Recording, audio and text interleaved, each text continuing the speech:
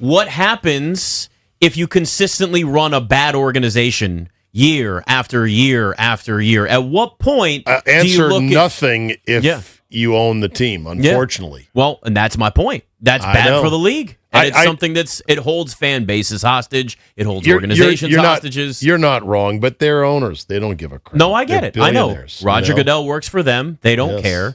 But now we have them exercising their power a little bit more. Because I absolutely loved when those NFLPA Annual Players Association report cards on the teams. Everything from the food they have at the facility to their travel accommodations, workout areas, et cetera, how they treat family, all those details matter. Report cards to hold the owner's feet to the fire to make them be better, and they would publish it every year. Well, and then Woody Johnson decided he had to bug up his butt because he was rated one of the lowest owners in the league, and he was like, "This is illegal. You're violating the collective bargaining agreement," and they took it to arbitration against the players, and the players lost that too. This union, all they do is lose in court, lose in arbitration. They are the losingest loser union in the history of unions. And when somebody tweeted, "I can't believe they lost this case," I said, "What do you expect? They hire strip club fiends as their PA directors. They had to fire the last guy because he was blowing all their per diem money on strip clubs. They're like, this is embarrassing. Get this guy out of here." So I guess nothing surprises me. Now, what's interesting is the union says they're going to still do them. Yes. Because it's not against the CBA to do these surveys. The judge just said they couldn't release them.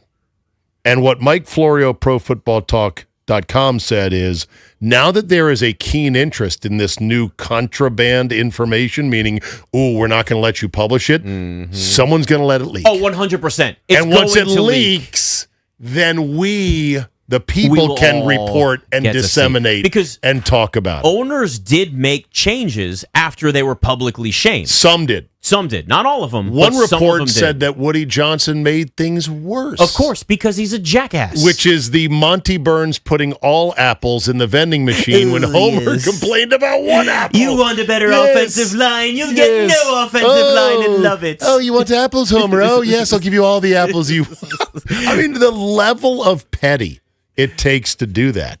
But that's the owner. And so that's when, like, some people were like, I feel bad for Rodgers because of the Jets thing. I go, bitch, he signed with the Jets. He knew what he was getting himself into. Yeah, exactly. They were the only team that wanted him. So guess what? You get what you get. He wanted to get into a situation where he had control and could say, look at my resume and look at your resume. Right. But think about this. If you look year in and year out, it's the same crappy organizations that do the same crappy things every single year, and it starts with ownership. Now, I get it. I understand what's realistic and what should be done. I know owners won't be held accountable. I know they run the show. I know Roger Goodell works for them, and he gets his $45 million a year from them. So he's like, well, of course, I'm going to do whatever you want. What else can I do for you guys? Please tell me. Oh, it's fine. Like that's how I know the dynamic and how it works. But that doesn't mean that it's good for the league. And that's the problem is you see these same organizations year after year. And yeah, does it hit home because my Commanders / football team / Redskins were always held hostage by a horrible owner that was there for so long? Of course. Thankfully, Dan Snyder was pushed out, but we've still got the Cleveland Browns who are having coaching candidates write essays like it's college. Here is the reason why I think I would be a good Browns coach. And they ended up with Todd Monken. And that's their punishment, is you get a 60-year-old first-time head coach because nobody wanted the job. The Jets, bad, dysfunction every single year. The Raiders, always a mess. You can argue the same thing even about the Cardinals. And that's like these teams will always be an absolute dumpster fire. And for those fan bases, the only way you make a point is you stop showing up to games. It's the only way that it makes a change. Even then, I don't know how much it matters because the TV money covers their nut for every player and every contract before a single hot dog is sold, before a single car is parked. So it's kind of hard to exert pressure on an NFL owner. That said, the whole thing about owners, you're absolutely right. I mean, coaches come and go. Owners are till death or until the sale of the team is forced. The Seahawks are about to go up on the block, which is wild to me to think that a well-run, two-time Super Bowl champion, reigning champion team is going up for sale. Paul Allen didn't want to pass it on to his family. He kind of did what Jack Kent Cooke did here, where he made it hard for family members to maneuver their way into getting the team. So this is going to be fascinating. But on the whole ownership and details front, I think they started this survey. We could look it up. I forget what year it was. But it matters. All of the details absolutely matter. For years, the Redskins didn't have an indoor practice facility. Right. When even some bigger high schools in places like Ohio had indoor bubbles. And when the Redskins would face bad weather in December and during the week, like 42s and rain like we had yesterday, and they wouldn't want to practice outdoors, they would have to go to a 24-hour fitness that had a large area and go through walkthroughs, which is absolutely bonkers. Now, Gibbs, the second time around, Nick, when he came here, is like, I'm not worried about indoor practice facility. I want my teams to be NFC East weather ready, meaning he was going to practice in that crap. Here's the problem. You don't get much done because your quarterbacks can't feel their fingers. The ball's all wet. It's an unproductive practice if the weather is that bad or if it's blowing 30 miles an hour. Like, what good are you going to get out of practice if it's 30 miles an hour wind and by Sunday it's supposed to be calm and 50? Right. So you're not going to get anything out of it. So Gibbs didn't really push Danny for it, and it was up to Shanahan. Shanahan was the guy that finally put his foot down and said, you got to build something.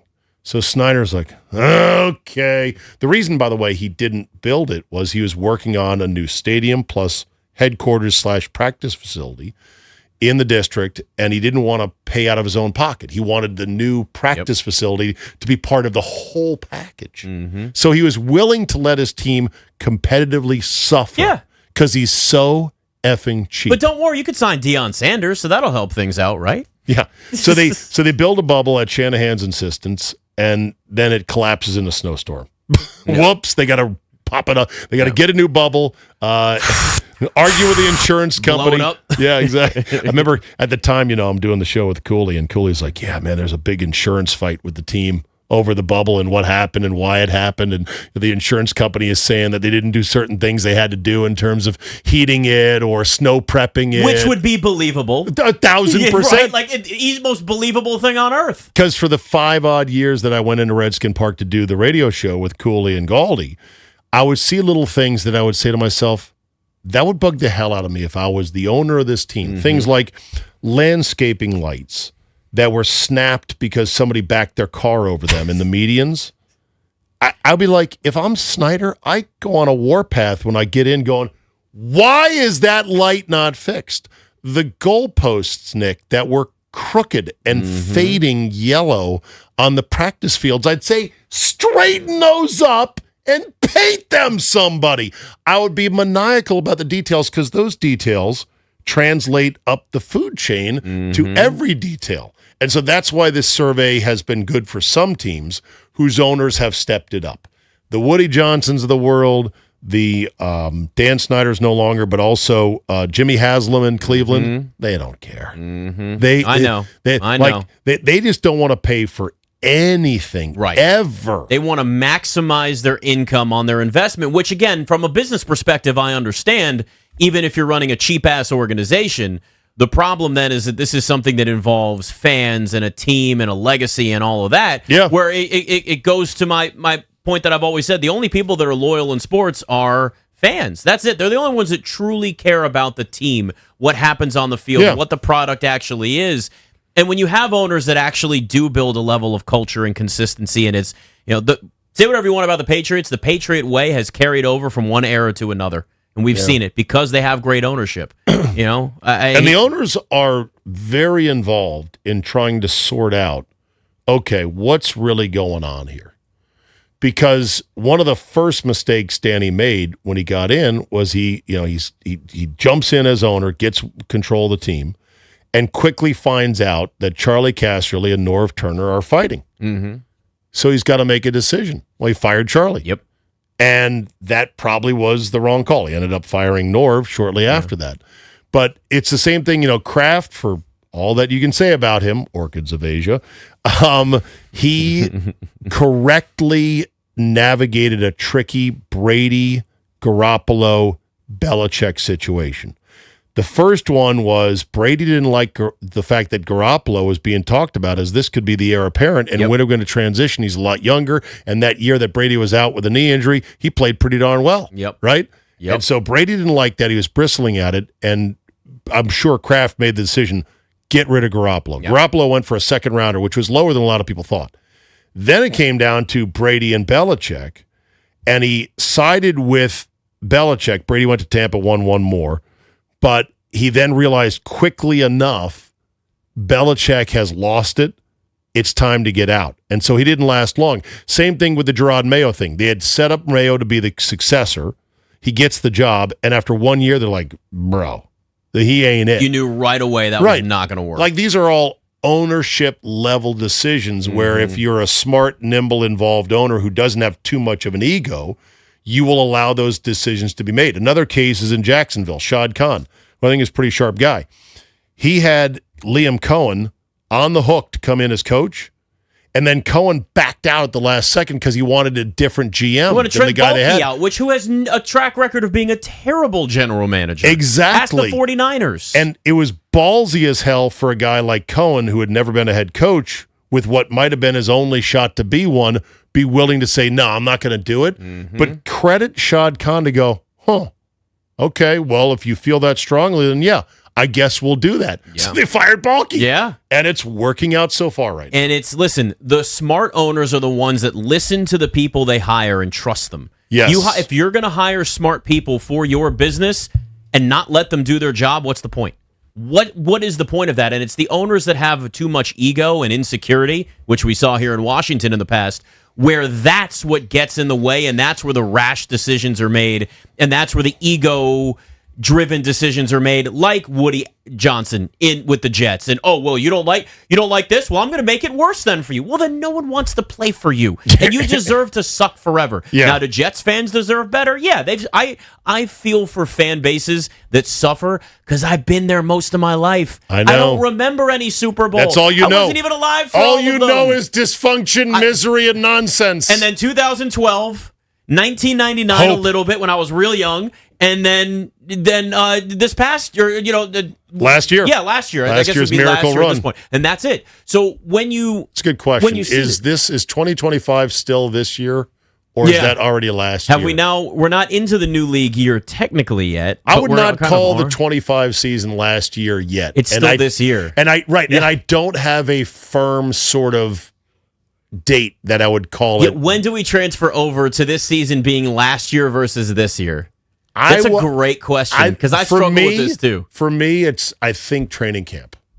Okay. Once they open camp, then I call this past season last year. Because the off-season stuff doesn't really count. It's leading into next year, but you're still kind of like just removed from the previous season. Yeah, I could work with that. So talking about owners, good owners, bad owners, and decisions and everything else, have you seen what's going on up in New York?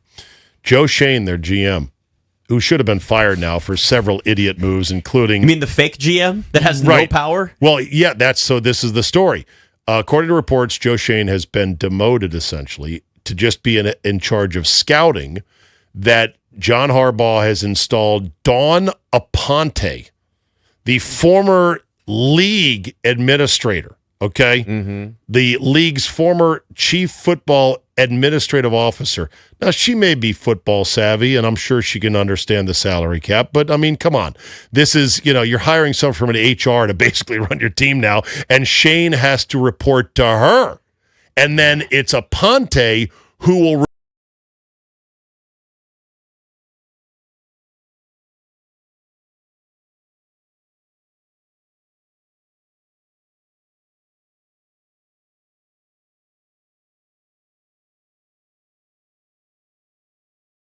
or is it Shane? Well, now we know. It's actually Dawn. Do you remember Joe Shane sounding like he was reading a hostage note when he was introducing? He was out of breath and just like, and this is John Harbaugh. Because he probably knew that they were bringing in the league admin. Can you imagine Joe Shane trying to go into John Harbaugh's office on like a Monday morning? Hey, John, so I was up all weekend and I was working on this and I've got this really good idea. And John Harbaugh's like, Just send me an email, pushes him out of the way. I got a meeting with ownership. Just completely just little brothering him the entire time. Yep. The minute you knew what the chain of command looked like there, with John Harbaugh coming in, getting everything he wanted, getting control, you knew Joe Schoen was out. Like, he was just, he's there as a figurehead and nothing more. It's a fake. He's basically the equivalent of an offensive coordinator to Aaron Rodgers. Just doesn't exist. Just, it's a fake title. That's what you're looking at up there. But it might work because here's the thing. John Harbaugh has had a lot more success than Joe Schoen has had, and he's going to make the Giants, unfortunately, a relevant team. Now, it doesn't help that their current owner, John Mara, 71, is undergoing treatment for cancer. And so he's been in and out. He's optimistic, continues to work part-time, and he feels like he's going to get through this, but he's not as full-time as before, and that leaves a bit of a vacuum at the top. Yeah. But back to the surveys. I just love the surveys just because the stuff that some owners do or don't do or that they make you pay for. Did you see where apparently the Bengals and Mike Brown would charge Bengal players for practice jerseys? Yeah. I did not see that. Yeah, like outrageous cheapitude. Which fits the bill for the Bengals. Which